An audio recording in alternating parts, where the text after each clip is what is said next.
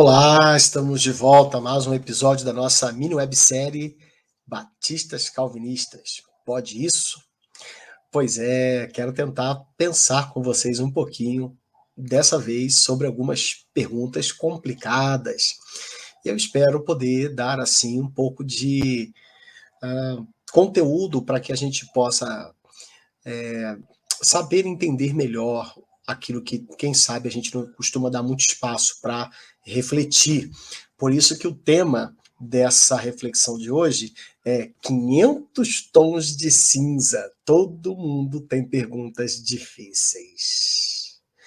Olha, não é tão preto no branco assim. Todo crente verdadeiro, bíblico, concorda que a salvação é somente pela graça mediante a fé. Isso ninguém questiona. No entanto, a gente não tem concordância sobre como Deus administra sua graça. E por que a gente tem essa dificuldade? Por causa da Bíblia. Em primeiro lugar, porque a Bíblia é o nosso livro único de regra de fé e conduta, de fé e prática. E o texto sagrado traz conteúdo que parece favorecer os dois lados, porque ambos usam a Bíblia. Usam de forma equivocada, talvez, usam de forma um tanto indevida, provavelmente o lado A vai dizer isso do lado B e vice-versa. A questão é, a gente conhece os dois lados? Em especial, os últimos 30 e poucos anos dos batistas, a partir mais precisamente de 86, quando houve uma mudança em nossa declaração doutrinária, nós então passamos a achar que a nossa tradição batista, tirando o quinto ponto do arminianismo, que é a perda da salvação, nós somos, então, por tradição, arminianos. No entanto, a coisa não é tão simples assim, e eu espero trazer aí um pouco dessa tonalidade cinzenta para entender e a gente conseguir conversar melhor, quem sabe tomando nossos cafés, em nossos intercâmbios, batendo um papo com respeito, com graça. Fora disso, não tem graça, é uma desgraça, né? Qual é o objetivo, então, ou quais são os objetivos dessa nossa reflexão dessa vez? Bom, primeiro eu quero tentar demonstrar que há dificuldades em todos os lados. Não é tão simples assim a gente se posicionar. Tem gente que tem mais facilidade, talvez eu tenha mais dificuldade, mas tem gente que parece arrogante mesmo, não querer sequer ouvir o outro lado, ou já parte preconceituosamente para uma demonização de quem pensa um pouco diferente. Eu quero tentar demonstrar que, na verdade, todos nós temos lá as nossas dificuldades. Segundo, eu quero tentar demonstrar que as dificuldades são legítimas quando são pautadas nas Escrituras. E eu vou tentar demonstrar que todos os lados aqui, que na verdade são dois, que a gente vai estar tratando como bases, né? Ainda que essas duas partes tenham as suas subpartes, né? Eu vou tentar demonstrar que, na verdade, quando pautadas nas Escrituras, pelo apreço à palavra, as diferenças, as dificuldades são legítimas e devem ser consideradas e, no mínimo, respeitadas. É o que vem entrar, então, a minha terceira... o meu terceiro objetivo dessa reflexão, que é demonstrar que, no mínimo, deve haver respeito e espaço para conversar cordialmente, se amamos de fato toda a Bíblia, né? É engraçado que nós batistas somos conhecidos como o povo da Bíblia na história. Eu me lembro que é super interessante, uma vez, na sua série Religiões, ela colocava lá um artigo sobre religiões pós-reforma protestante, independente das questões históricas que também são alvo de discussão no nosso meio, nós vamos encontrar ali aquela revista dizendo que o povo batista era conhecido como o povo da Bíblia. O pessoal do mundo dizendo isso da gente, né? Muito bem, vamos tentar então entender aí se de fato é assim. Mas eu sei que qualquer denominação evangélica séria, porque tem coisa que tem placa de evangélico de igreja e não é. Igreja séria tem a Bíblia e toda a Bíblia como a sua única regra de fé e conduta. Os batistas são assim, os presbiterianos não são não, porque eles têm a confissão de fé de Westminster. E os batistas têm a declaração doutrinária da Convenção Batista Brasileira, meu Deus do céu. Todo mundo tem documento, não paralelo, não impede igualdade, mas os evangélicos bíblicos, ortodoxos, conservadores, fiéis à palavra de Deus, transcrevem, traduzem um documento aquilo que eles entendem das Escrituras. Isso se chama declaração de fé, confissão de fé, tá bom? Isso não é um problema em si, nós também temos a nossa, né? Que não está acima das Escrituras. Interessante. Não sei se é terminado o trabalho, acho que não, porque quando terminar isso deve ser difundido largamente em nosso meio batista brasileiro, mas está sendo feito um trabalho de reforma da nossa declaração doutrinária. Já foi feito há décadas atrás, como eu citei no início desse vídeo, quando a Confissão de Fé de New Hampshire foi substituída pela atual declaração doutrinária da Convenção Batista Brasileira, que se tornou bem aparentemente mais tendente a favorecer os arminianos de 4 pontos, se eu posso dizer assim, tirando a perda da salvação que o Batista da Convenção acredita nisso, né? Então, não deveria, pelo menos no nosso documento, isso não está lá. Não é defendido assim. Então, houve uma reforma. E se a gente ter uma visão sobre a declaração doutrinária divergente em algum ponto em se trair a denominação, então imagina, quem reformulou a primeira vez de uma primeira declaração para uma segunda melhorada, mais bem elaborada, então era um traíra, porque para fazer isso ele teve que ver alguma coisa falha, alguma coisa faltando, ou que poderia ser melhor colocada naquela declaração, né? Isso aconteceu agora, de 83 a 86, uma reformulação que mudou completamente o texto, brasilificando, não sei, dando uma brasileirada em nossa declaração doutrinária. Então, os irmãos que fizeram isso hoje são todos traíras? Claro que não, né? Então, a gente sim deve olhar pela ótica da Escritura como a gente vai encarar a nossa declaração doutrinária. E isso é uma coisa muito importante para a gente perceber, porque é toda a Escritura que deve ser considerada, ok? E nesse sentido, as denominações sérias todas fazem isso. Não é só coisa de batista, não. Esse orgulho batista tem que ser vencido em nome de Jesus, né? Vamos lá. Bom, eu quero então fazer aí mais um combate abençoado, né? De ideias. Nossa luta não é contra a carne nem contra o sangue, né? É contra Satanás. Aqui é só para a gente tentar entender um pouco por que existe. E é legítimo que exista aí alguma diferença entre nós, porque de fato parece que há dificuldade, nossas limitações. Eu agora há pouco disse, né, que a Bíblia, que é a nossa base, parece favorecer os dois lados, mas é claro que a Bíblia não fala as duas coisas ao mesmo tempo. É certo que um esteja errado, ou o outro esteja errado, ou ambos estejam errados. E a gente não tenha descoberto ainda uma terceira via, se eu posso dizer assim, que seria a correta.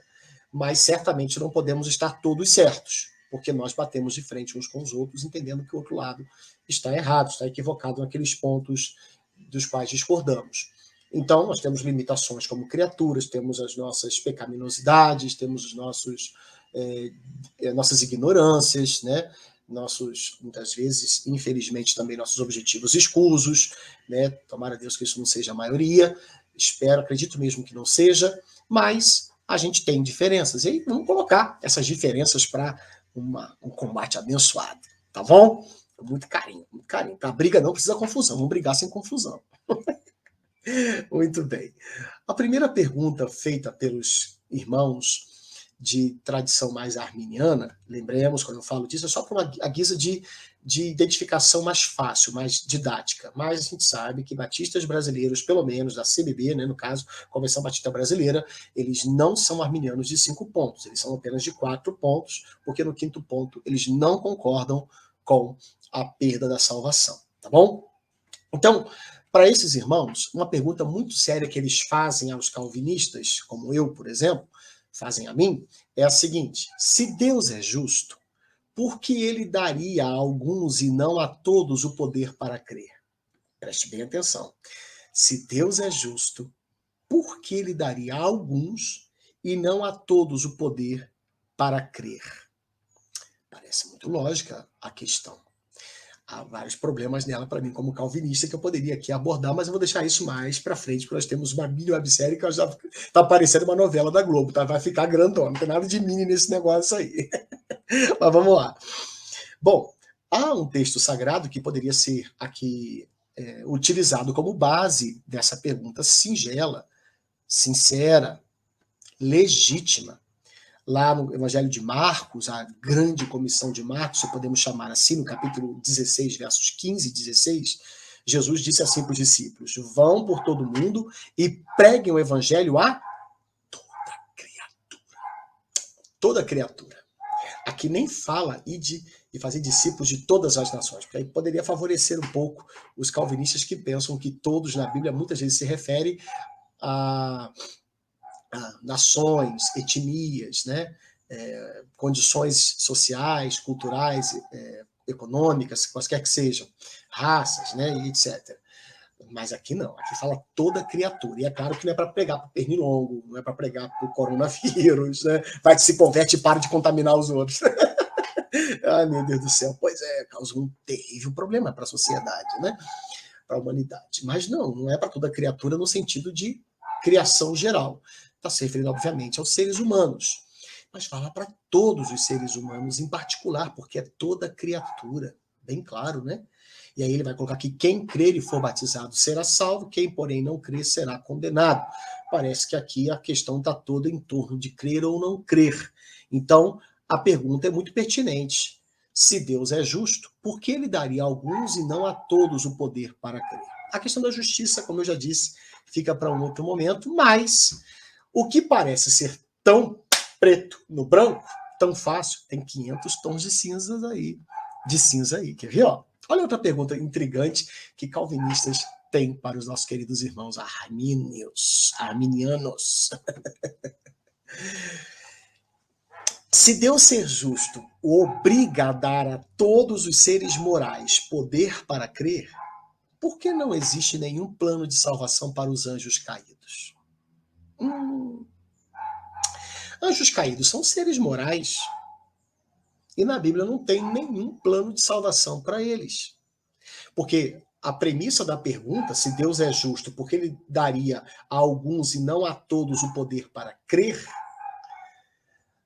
ela nasce da ideia de que seres responsáveis moralmente devem ter a mesma chance de se redimir, de se decidir pela obra da salvação, se querem ou não querem, porque são todos seres morais, tá?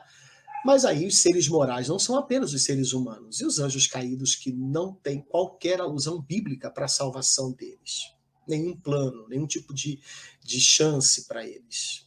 Percebem? É uma questão muito interessante para se pensar. Ah, pastor, mas Jesus foi no inferno pregar o evangelho. Dá uma pesquisadinha no texto, vai ver lá os comentários bíblicos. Não existe na Bíblia Jesus pregando para demônio, para anjo caído se converter, não existe isso não. Nem para condenado ao inferno poder se salvar também não existe isso não. Vamos pesquisar lá depois, tá? Isso aí é assim, um tiro daquele tipo Roberto Baggio na Copa de 94, chutando para fora o pênalti, né? E ali perdendo a Copa Itália para o Brasil, graças a Deus, né? O Brasil ganhou. Isso é bola fora. Mas não há plano para anjo caído, eles são seres morais. Anjos e seres humanos são os únicos seres que Deus criou com responsabilidade moral e, por isso, prestação de contas. E, no entanto, Deus não deu para eles isso. Não tem, ok? Se é uma injustiça com seres humanos que não recebem a mesma chance porque não foram eleitos, também seria uma injustiça com os anjos caídos se a gente levar o argumento até as últimas consequências. A pergunta, né? É para pensar. Ok? E também como é que fica o texto de Mateus 11, 21 a 23? Eu vou projetar para vocês aqui. O texto fala assim, ó, ai de você, Corazim, ai de você, Betsaida, porque se em Tiro e em Sidom se tivessem operado os milagres que foram feitos em vocês, há muito elas teriam se arrependido com pano de saco e cinza. Lembra de Nínive arrependido e sendo salvo? E olha que foi sem sinais, como aconteceu lá em Corazim, Betsaida, ok? Cafarnaum vem adiante já. Mas vejam só que coisa. Jesus está dizendo que eles teriam se arrependido. Mas não foi feito. Ele sabia que eles se arrependeriam, mas ele não fez. Está na Bíblia também. Não foi feito lá. Não é tão simples de responder. Tem 500 tons de cinza aí. E a passagem continua dizendo, né? Mas eu digo a vocês que no dia do juízo haverá menos rigor para Tiro e Sidom do que para vocês. Por quê? Porque eles não receberam as mesmas chances. E olha que eles teriam se arrependido. Ai, ai, ai, isso deixa a gente dormir com um elefante atrás da orelha, não é uma pulga não, né? E aí o texto termina, e você, Cafarnaum, pensa que será elevado até o céu? Será jogado no inferno? Porque se em Sodoma, lembra de Sodoma, de Ló, hein? Se em Sodoma se tivessem operado os milagres que foram feitos em você, ela teria permanecido até o dia de hoje. Não teria sido destruída, porque teria se arrependido, teria sido salva. É o que Cristo quer dizer em paralelo com aquilo que ele falou de Tiro e de Sidom. É o argumento da passagem. Por isso que no dia do juízo haverá maior rigor para essas cidades, porque elas receberam chance de crer e rejeitaram. E aquelas outras nem sequer receberam, apesar do Senhor saber que elas se arrependeriam. Então, não é tão simples assim a gente pegar a Bíblia e dizer que ela deixa muito claro que a justiça de Deus garante que todo mundo vai receber as mesmas chances. Não tem isso na Bíblia, não. Pastor, mas aí você deixou mais confuso ainda, porque eu fiquei em crise. Pois é. O ponto é demonstrar que quando a gente acha que um lado está muito bem resolvidinho, não é bem assim. Calvinista não sabe o que pensa. Hoje eu estava vendo um vídeo no YouTube, aqui no YouTube, né, de alguém dizendo que essa doutrina é demoníaca, diabólica, né? Mais alguém falando isso assim, rapaz, o pessoal pega pesado. Não é tão simples assim. É difícil mesmo. A gente precisa tomar cuidado para não fazer alguns julgamentos temerários, né? Muito bem. Agora, mais uma rodada aí, né? Primeira pergunta arminiana. Se Deus já predestinou quem será salvo, que sentido tem fazer a obra da evangelização? Pergunta interessante. Os arminianos, por exemplo, gostam muito de apresentar o texto de João 3,16, né? Porque Deus amou o mundo de tal maneira que deu o seu Filho unigênito para que todo aquele que nele crê não pereça, mas tenha vida eterna. Viu? Aqui para nós é muito fácil isso, está resolvido. Nós entendemos que Deus ordena a evangelização, Jesus Cristo ordenou lá a grande comissão, deu a grande comissão, justamente porque todo mundo tem o direito de crer. E é por isso que Deus amou o mundo todo, de uma maneira enorme, né? E dando o seu filho para pagar pelos pecados de todos, para que então quem nele cresce não perecesse mais, mas tivesse a vida eterna. Tá aí. Agora, para vocês calvinistas, como é que pode isso? Se Deus já predestinou quem será salvo, que sentido tem fazer a evangelização? Parece que é um nó tático, né? De fato, uma pergunta muito legítima. Porque parece que João 3,16 favorece muito o pensamento arminiano. Diz que parece. Essa é uma questão interessante, porque todo bom arminiano que ama a palavra de Deus, eu louvo a Deus por esses irmãos, eles têm explicação para as passagens que, para nós calvinistas, fundamentam o nosso pensamento. Eles terão outro olhar, para nós não convence. Como também, para nós, as passagens que fundamentam o pensamento arminiano, nós vamos perceber, para nós, elas são mal interpretadas pelos nossos irmãos, ainda que eles tenham uma consideração, eu louvo a Deus por isso também. Claro que Calvino, claro que Agostinho, claro que Cláudio de Turim, claro que Adoniran Judson, William Carey, Spurgeon, John Bunyan, grandes batistas aí, que me enrolam a língua para falar o nome deles. Claro que eles tinham explicação para João 3,16 dentro da visão que para eles, e para mim também eu tenho, se coaduna melhor com o contexto geral das Escrituras, tá bom? Todos nós temos isso. Né? Não é porque a gente nunca leu essa passagem, né? Mas então, o calvinista vai responder, e eu aqui vou responder com outra pergunta, né? Maiêutica, né? Um método de responder perguntando, né? Se a decisão de cada pessoa já é de conhecimento prévio de Deus, e assim ele fez sua eleição, porque nenhum crente sério duvida da predestinação e da eleição, porque são palavras usadas por Paulo, por exemplo, né? Pedro, eleição especial, Paulo vai usar lá em Efésios 1, por exemplo, é muito clara a eleição, né? A predestinação está lá em Romanos, é muito fácil de ver isso na Bíblia. E aí, então, a gente vai ter ali todo mundo aceitando bem. Então, a nossa pergunta para quem crê como os arminianos é que se a decisão de cada pessoa já é de conhecimento prévio de Deus, o que é chamado de presciência, pela presciência que Deus elegeu. Então ele viu o que aconteceria, ele viu como aquelas pessoas iam responder ao apelo da fé, e aí então ele elegeu aquelas pessoas. Ok. Então, se assim ele fez a sua eleição, adianta evangelizar quem nunca aceitaria? Porque quem não aceitaria não vai aceitar mesmo, não tem como mudar de ideia, né? A liberdade de fazer algo além do que Deus já sabe, o fato de Deus ser presciente já não prendeu todo mundo, como é que alguém vai poder? Não, Deus viu que eu não aceitaria. Puxa vida, mas eu quero mudar de ideia. Ih, mas não pode, porque Deus não previu isso. Não, não cola. Né? A gente está preso ao que Deus lá na eternidade já viu. Então hoje a história só é a mente de Deus se desenrolando, de forma que não há liberdade. Ninguém pode fazer nada diferente do que Deus já viu lá desde a eternidade passada. Acabou. Se teu filho, teu pai, tua mãe, teus melhores amigos, se Deus já viu que não aceitariam, pode evangelizar o que você quiser, não vai acontecer nada. Perceberam? Está preso ao que Deus viu. Acabou. Predestinação do mesmo jeito, no final das contas. É uma crise, já pensou nisso? Está aqui, ó, Atos 13, 48, fundamenta o pensamento calvinista muito claramente. Os gentios, ouvindo isto, se alegravam e glorificavam a palavra do Senhor. E creram quem? Todos os que haviam sido destinados para a vida eterna.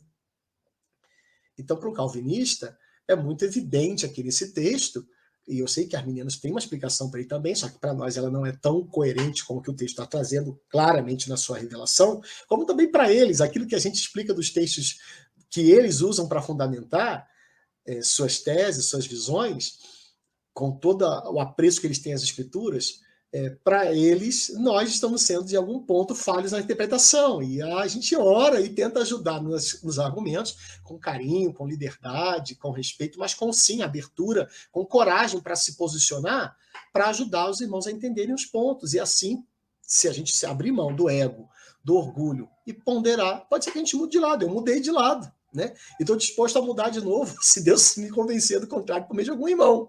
Se eu estiver errado, né? A palavra de Deus nunca está errada, eu que posso estar errado em minhas interpretações. Mas para isso tem que ter liberdade para conversar. E respeito, irmãos. Ok? E aí está aí. Foram salvos, creram todos que haviam sido destinados para a vida eterna. Perceberam? Parece que fundamenta melhor aquilo que nós pensamos. Mais uma rodada aí. Como homem... uma pergunta arminiana boa, olha. Como o homem pode responder por si mesmo se é Deus quem escolhe quem será salvo? Né? A Bíblia fala que cada um dará conta de si, fala em Romanos 14. É muito claro que a alma que pecar, essa morrerá. Né? A ideia da responsabilidade individual perante Deus é muito clara, inclusive uma doutrina básica dos batistas, um dos princípios batistas, tanto a liberdade de consciência quanto a responsabilidade do indivíduo. Ok? Mas se é Deus quem escolhe quem será salvo, como o homem pode responder por si mesmo, né? Um texto interessante para mostrar isso seria o de Atos 7:51, que fala assim: homens teimosos e incircuncisos, né? Aqui é o Estevão, um dos primeiros diáconos da igreja, pregando ali, um pouquinho antes dele ser morto, né? Apedrejado, inclusive Saulo estava ali. Homens teimosos e incircuncisos de coração e de ouvidos, vocês sempre resistem ao Espírito Santo. Opa, tá vendo, pastor? Claro que a pessoa pode resistir ao apelo da fé, ela vai responder, vai para o inferno por causa justamente dela não querer estar com o Senhor. Ela é livre para se dizer sim, para dizer não. Tá claro aqui, você não tá vendo? Pois é, parece que tá isso aí, né? E aí, Estevão continua, vocês fazem exatamente o mesmo que fizeram seus pais. Parece muito claro, muito evidente que aqui o homem responde por si porque tem liberdade para escolher por si. Deus não predestina ninguém nesse sentido, né? Pois é. Mas aí é uma outra pergunta muito intrigante que os calvinistas devolvem. O outro lado também tem crise. Sabendo que a maioria das pessoas livremente diria não ao evangelho, a maioria diria não ao evangelho, livremente, e tendo o poder de intervir nisso, por que Deus deixou a decisão final para o homem? O que você faria? Eu vou dar uma ilustração para ajudar a entender o ponto. Vai ter uma festa na sua casa, tá? Uma festa para adolescentes e juniores. tá? Todo mundo da igreja lá. Essa igreja é grande, deve ter lá uma centena, 100 adolescentes e juniores juntos lá.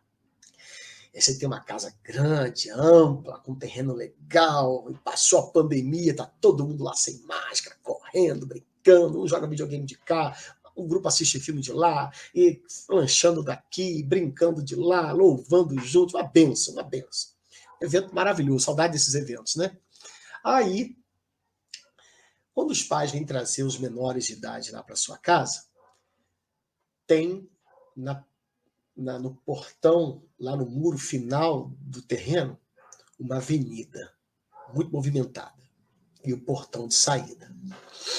Aí, esses pais chegam, te entregam seus filhos e vão embora, para pegar depois de 4 horas de festa, de programa, vamos passar a tarde juntos, vamos imaginar.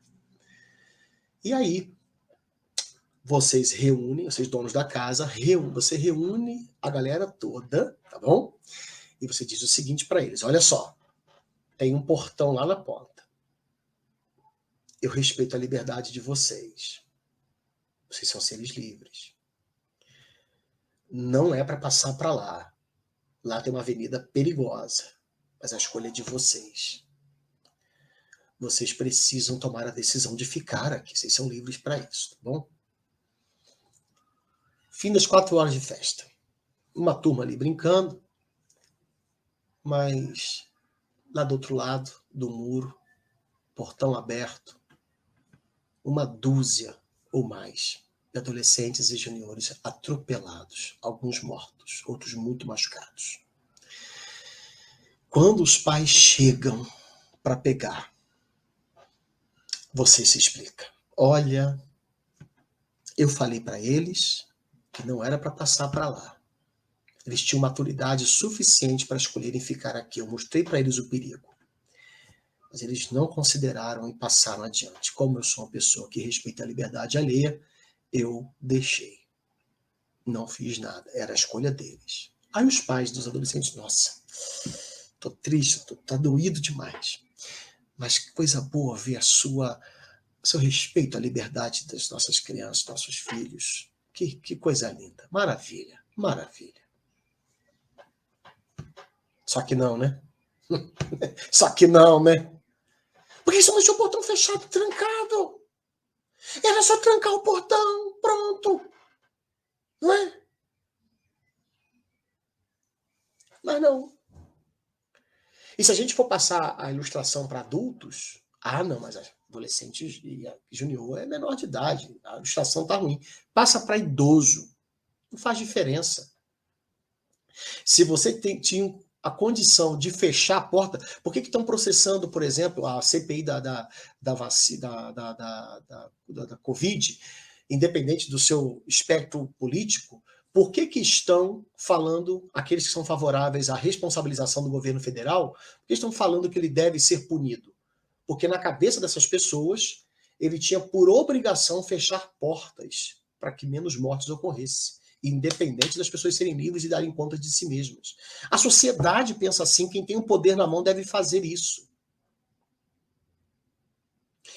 Quem pensa o contrário, que o governo federal foi tolhido, está colocando a responsabilidade nos governadores e nos prefeitos, quem apoia o governo federal.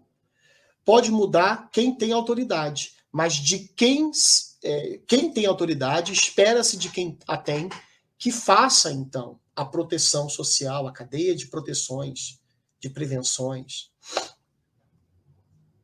Percebe? Isso é muito importante.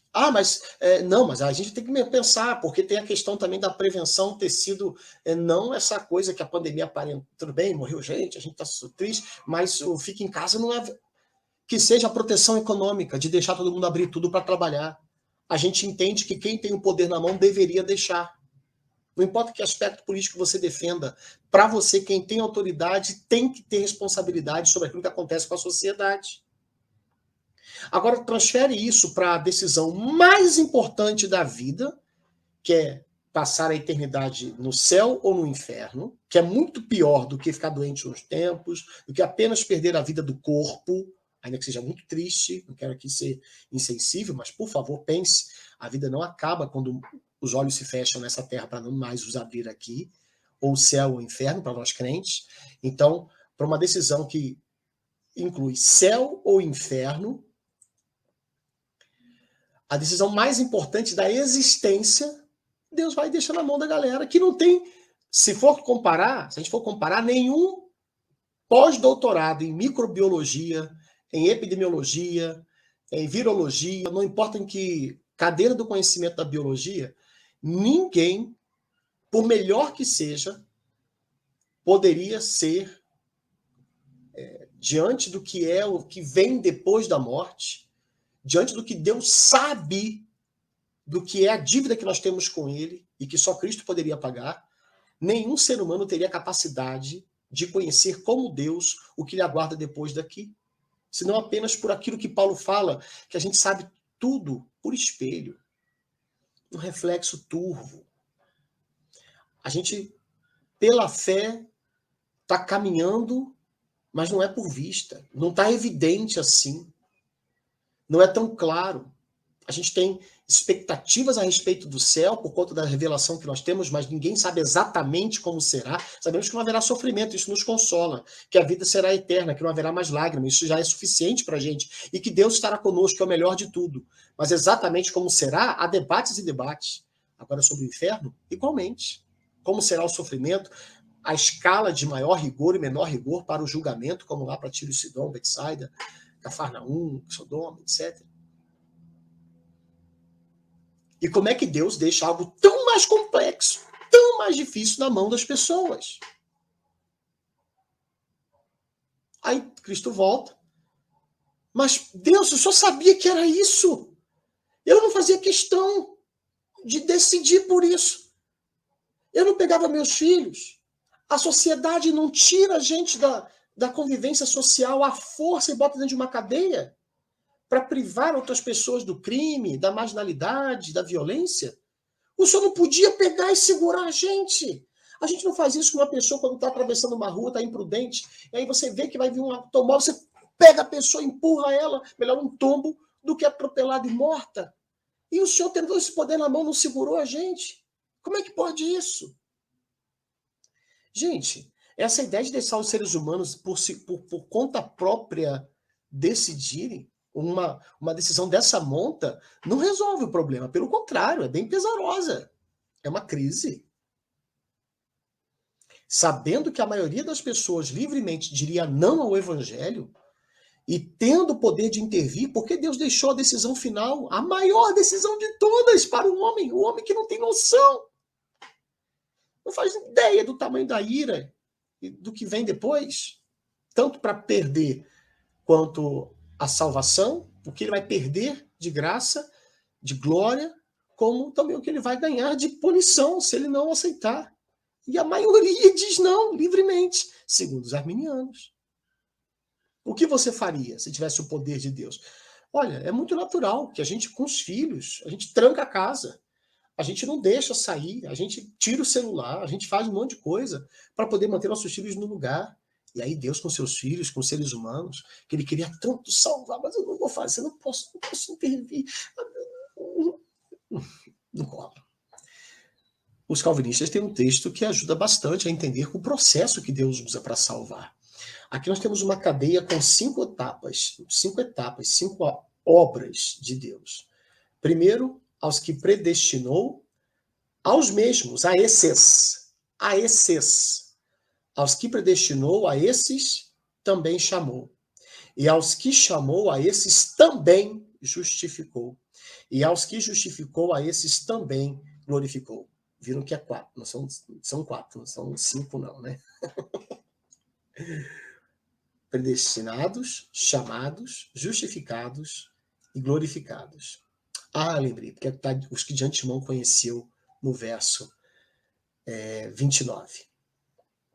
A ideia de que aqueles que ele conheceu desde o passado. Ah, viu? É presciência. Vai ficar isso para outro dia. Vai ser muito bom pensar nisso, tá? O que é presciência? O que é pré-conhecimento? Conhecer de antemão, tá bom? Muito bem. Mas, por hora, já fica interessante observar aqui que, para nós calvinistas, todos os que Deus amou desde a eternidade, isso é conhecer para nós previamente, porque a Bíblia muito favorece isso, a esses ele predestinou, a esses ele chamou, aos mesmos ele justificou e aos mesmos ele também glorificou, que está numa palavra, num tempo verbal passado, porque na mente de Deus está consumado, ninguém se perde, porque todos os que Deus elegeu, no final serão glorificados. E ponto, ninguém se perde nesse caminho. Bom, a última rodada. Estou passando muito tempo que eu queria usar hoje aqui nessa live. Se Jesus morreu por todas as pessoas, pergunta arminiana, hein? Como somente algumas seriam escolhidas por Deus? Muito interessante. Jesus dá a vida por todos, mas aí Deus só escolhe algumas? Isso é muito estranho. Parece que Deus está desperdiçando a obra de Cristo, né? Se a gente olha, por exemplo, a primeira carta de João, capítulo 2, verso 2, parece que ela favorece muito essa ideia. Texto muito difícil para um calvinista, né? Jesus é a propiciação pelos nossos pecados, João fala dos crentes ali, né? A igreja, nossos pecados, mas também não somente pelos nossos. Olha lá, Jesus é a propiciação pelos nossos pecados e não somente pelos nossos próprios, mas também pelos do mundo inteiro. Eita! E aí? Vai lá, calvinista, dorme com essa. Pois é, diria a Chiquinha. Se Jesus morreu por todas as pessoas, como Deus somente algumas escolhe, né? Somente algumas escolhe. Parece não colar muito bem, parece desfavorecer completamente o que Cristo fez. É como se Deus jogasse contra Jesus, né? Jesus querendo salvar, Deus fechando as portas da salvação. Pareceria isso se nós entendêssemos que Deus só salva os eleitos e não oferece a todo mundo por quem Jesus deu a sua vida, né, como propiciador por nós. Pois é, mas aí os irmãos calvinistas, com os quais eu me identifico, também tem uma pergunta, aliás, são várias aqui. Jesus morreu por quem Deus sabia que não creria? Jesus morreu por quem Deus sabia que não creria? Captaram? Ele morreu também pelos que já estavam no inferno? Ué, porque, pensa bem, se ele morreu ele é a propiciação pelos nossos pecados, não só pelos nossos, mas pelos do mundo inteiro, Jesus morreu por Davi. Atos 2 diz isso, que ele sabia que Jesus o salvaria dos seus pecados. Romanos 3, 25 e 26 deixa claro que Jesus morreu como propiciação de Deus pelos pecados e Deus deixou esses pecados anteriormente cometidos impunes. E no verso 26 fala que ele faz isso para ser justo, o próprio Deus ser visto como justo e justificador daquele que tem fé. Dando a ideia de que ao longo da história, antes de Cristo vir ao mundo, ficou uma lacuna por preencher. Como é que Deus pode salvar alguns pecadores se todos merecem o inferno? É porque Cristo não tinha vindo ainda consumar o plano que estava na mente de Deus, não havia sido consumado na história humana, no nosso tempo, né? Nosso cronos aqui. Então, Deus, até então, parecia um tanto injusto. Ele manda Saul para o inferno, mas manda Davi para o céu. Davi é um assassino adúltero. Como é que pode isso? Como é que Deus perdoa o pecado de Davi? Davi cria em Jesus. Salmo 16, Davi fala de Jesus. Muito interessante observar isso. E Pedro diz isso para a gente em Atos 2, que Davi, como profeta, fala de Jesus naquele salmo. Ok. Agora, Jesus morreu por Saul também? Por Balaão? Ah, pastor, não. Ele só morreu pelos salvos até então. Todos que foram salvos no Antigo Testamento. Mas para quem vem depois dele, ele morreu por todos. Mas aí, todos os seres humanos depois de Cristo deveriam ser salvos. Porque ele pagou a dívida de todos. A gente teria que crer num universalismo pós-crucificação. Mas a gente não crê. Tanto é que a palavra de Jesus para o futuro é que aquele que não viesse a crer estaria condenado. Condenado por quê? O pecado é não crer? Não, o pecado é a condição de todo ser humano em Adão. A raça humana está condenada em Adão. Não depois de Cristo por rejeitar a pregação simplesmente. Quem nunca ouviu falar de Cristo, quem nunca aceitou Romanos 1, verso 18 em diante, mostra que não há o mito do indígena inocente, né? Que a pessoa, não, essas pessoas não sabem, elas são ignorantes, elas não estão sabendo o que está acontecendo, né? E então elas estão agora no céu, porque depende do que fizeram, de bom ou de mal. Então tem gente que vai ser salvo pelas obras. Não tem isso. Por isso a urgência de pregarmos o evangelho também. É para a gente pensar, né? Ah, irmãos, tem tanta coisa para a gente pensar mais, a gente deixa passar e ficamos perdendo tempo com bobagem tantas vezes, né? Vamos lá. Bom, então ele morreu pelos que já estavam no inferno antes dele vir ao mundo? Se não, ele morreu por aqueles que depois iriam, inclusive, ser condenados? Mas se ele pagou a dívida que todos tinham com Deus, quem não crê tem que pagar de novo no inferno? O que fundamenta a minha ida para o céu? O fato de Jesus ter tomado o cálice da ira de Deus que cairia sobre mim lá na cruz. Só que isso não me salva. O que me salva é eu levantar a mão e dizer, eu creio. Ué, mas então a salvação é o meu ato, e não o que Cristo fez? Não é ele que paga. Sou eu quem faço isso ter valor? Nossa, eu tô poderoso. Eu tô poderoso, rapaz. Não faz sentido. Então o cara que não creu, rejeitou a pregação. Mas a dívida foi paga. A dívida foi paga por Cristo. Vai pagar de novo no inferno? Deus agora é antiético? Deus cobra a mesma dívida 2 vezes agora? É? Deus agora tá querendo ganhar mais? Gente, não faz sentido, né? Você chega lá no armazém de seu Zé, aí lá, de repente, um parente seu, ente querido lá, um irmãozinho da igreja, tá devendo lá uma situação, quem sabe? Aí você chega lá, você paga. Olha, tá aqui, tá pago, meu querido, tá? Tá pago. Ó, se ele vier aqui e falar que em seu nome ele se sente em dia, eu vou aceitar. Mas se não, eu fico com o seu dinheiro e vou cobrar dele também. Eu só, você não tem vergonha. Você não tem vergonha. Você quer ganhar dinheiro fácil? Não, já paguei, poxa. Se ele não vai desfrutar do perdão ou não, é problema dele. Mas que a dívida paga tal. Você não pode mais condená-lo por isso. Puni-lo por isso. Cobrá-lo por isso. Se Jesus pagou por todo mundo, em cada pessoa, indistintamente, individualmente, por que alguém vai pagar no inferno aquilo que Cristo já pagou por eles na cruz? Não faz sentido. E isso tem base bíblica para nós calvinistas muito clara. A Bíblia tem Mateus 1, 21, em que para nós fica muito evidente por quem Jesus viria pagar aquilo que nós chamamos de expiação limitada, ou expiação específica, né? A doutrina calvinista, que para nós é bíblica, na verdade. Ela refere-se a Maria, o anjo Gabriel está falando com José aqui, ela dará à luz um filho, e você porá nele o nome de Jesus. Por quê? Tem um porquê Jesus se chamar Jesus. Porque ele salvará quem? O seu povo dos pecados deles. Ele não vai salvar qualquer um, não. Ele vai salvar o povo dele. Isso favorece bem mais o pensamento da gente de que para quem Jesus deu a vida na cruz, essas pessoas não têm nenhuma dívida com Deus e por isso serão salvas. Não é uma possibilidade, é uma certeza. E aquelas que não foram miradas por Deus na cruz vão pagar no inferno porque o devem. Porque devem a Deus. Captaram? Isso mostra pra gente que, de fato, a coisa não é tão simples. Tem dificuldade dos dois lados. Pode ser que você não tenha se convencido daquilo que eu me convenci, mas no mínimo deveria haver mais respeito, né? Como eu coloquei aqui no meu terceiro objetivo, demonstrar que no mínimo deve haver respeito e espaço para conversar cordialmente se amamos de fato toda a Bíblia. Bom, como é que a gente faz então? A Bíblia tem contradição? Não tem contradição. A gente não pode usar um texto e aí alguém fala assim, oh, esse texto fala isso. Ah, mas o outro fala aquilo outro.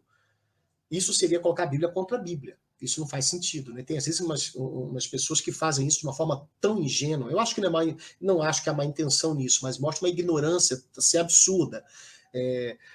Irmãos, a Bíblia fala lá que foram salvos aqueles que foram destinados para a vida eterna. Está lá escrito em Atos. Ah, mas Mateus 11 fala que para todo aquele que vira Jesus, né? Vinde a mim todos. Ah, então você quer dizer que Mateus está contra Lucas, que escreveu Atos, meu querido? Claro que não. Então não tem esse mais. Não vou poder tirar, passar link paper, né? Corretivo lá em Atos 13:48. E nem eu posso passar lá em Mateus 11, 28. que a gente faz, então? A gente precisa entender qual é o sistema que explica melhor a teologia bíblica no panorama geral. Algum sistema vai ter todas as respostas? Não, vimos isso hoje.